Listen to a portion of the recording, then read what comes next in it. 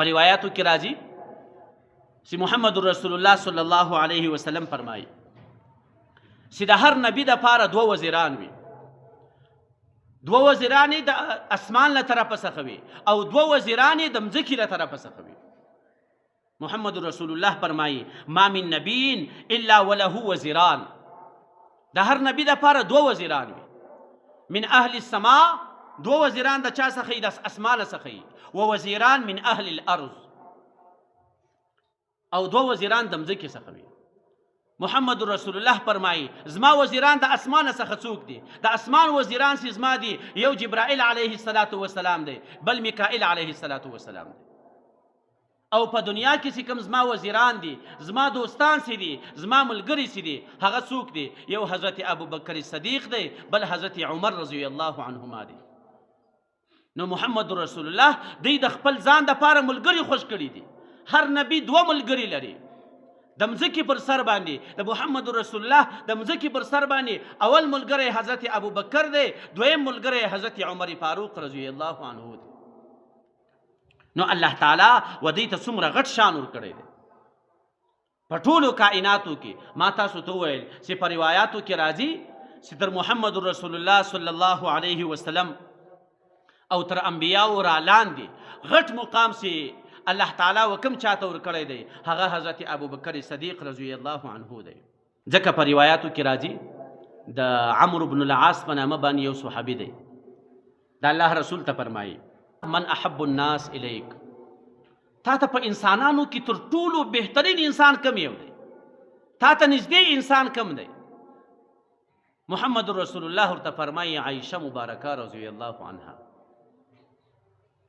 عمرو بن العاص دویم واري ورته فرمایي چې ای د الله رسوله قلت من الرجال، په سړو کې په نارینهو کې تر ټولو محبوب انسان په ټولو کائناتو کې وتا د څوک دی؟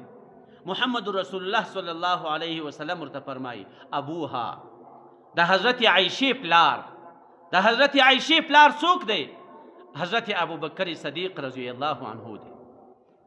نو په زنانو کې و محمد رسول الله ته تر ټولو بهترینه زنانه هغه حضرت عایشه ده، او په نارینهو کې تر ټولو بهترین انسان چې دی هغه څوک دی؟ هغه حضرت ابوبکر صدیق رضی الله عنه دی. په بل روایت کې راځي چې محمد رسول الله صلی الله علیه وسلم فرمایي چې زه پر ټولو کائناتو باندې، پر ټولو انسانانو باندې زما احسان دی. ځکه د ټول انسانیت لپاره محمد رسول الله رحمت للعالمین دی. یوازې انسانیت نه، یوازې انسانان نه، د حیوانانو دپاره، د ډبرو دپاره، د درختو دپاره، د حجرات شجراتو دپاره محمد رسول الله فرمایي چې زما پر ټول امت باندې احسان دی، پر ټول انسانیت باندې، یوازې له حضرت ابوبکر بغیره. حضرت ابوبکر بیا پر ما باندې احسانونه زیات کړي دي. ګوره د ځان دپاره محسن په ټولو کائناتو کې څوک بولي؟ هغه حضرت ابوبکر صدیق رضی الله عنه بولي. نو په دغه ملګرتیا کې، په دغه سخت سفر کې چې ټولو کفارو د محمد رسول الله د قتل اراده وکړه، الله تعالی د ده دپاره ملګری څوک خوښوي؟ اذ هما فی الغار اذ یقول لصاحبه، ورڅه خپل ملګري ته ووایه. کم ملګري ته ووایه؟ روایاتو کې راځي، مال د دې آیات په تفسیر کې راځي چې د حضرت ابوبکر صدیق صحابیت په قرآن باندې ثابت دی. دغه مقام الله تعالی یو صحابي ته نه دی ورکړی چې د صحابیت قرآن اعلان کړي. یوازې حضرت ابوبکر ته الله تعالی په قرآن کې فرمایي اذ یقول لصاحبه، د صحابیت په قرآن باندې معلوم سو. څه ورته فرمایي؟ لا تحزن ان الله معنا، ته په غار سور کې بیریږه ما، الله تعالی له موږ سره ملګری دی. نو الله تعالی دی موږ تاسو ته هم دغه پاته زندگی مو دی الله تعالی د محمد رسول الله په نقش قدم باندې تیره کړي. الله تعالی دی په موږ تاسو کې هم هغه د صحابه کرامو جذبه پیدا کړي چې محمد رسول الله سره ځان په صورت کې هم برابر کو، په سیرت کې هم برابر کو، په گفتار کې هم برابر کو، په رفتار کې هم برابر کو. او دا خبره یاد وساتئ، چا چې خپل زندگی و دین ته وقف کړه، چا چې خپل زندگی د محمد رسول الله په طریقه باندې تیر کړه، بیا قرآن د روزي اعلان هم کوي.